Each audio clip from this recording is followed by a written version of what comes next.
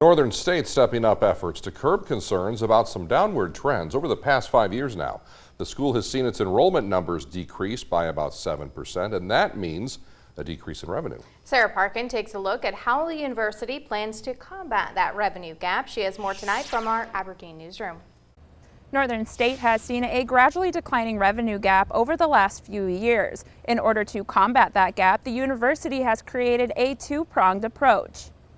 The first looks at efficiencies. To cut costs, Northern will be leaving 3 vacant faculty positions open, trimming the number of computers on campus, and cutting some operational costs. An older dorm building on campus will also be temporarily taken offline next year.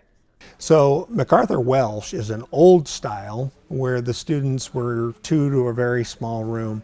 That's a 175 bed facility that really only 60 to 70 students wanted to live in anymore.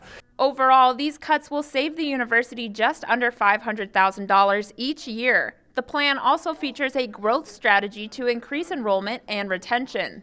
So our strategic enrollment plan will talk a lot about recruiting and retention, our unique Northern experience, those kinds of things. And then we're simply going to make ourselves more known. We have to invest in marketing.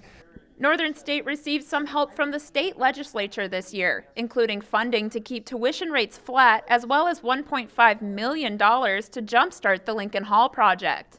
Some of the funding is federal funding, and we're waiting on approval. And so in the meantime, instead of waiting for the federal funding, we said let's go ahead with the engineering, the architect, so when the federal funding does come through, we're ready to start building.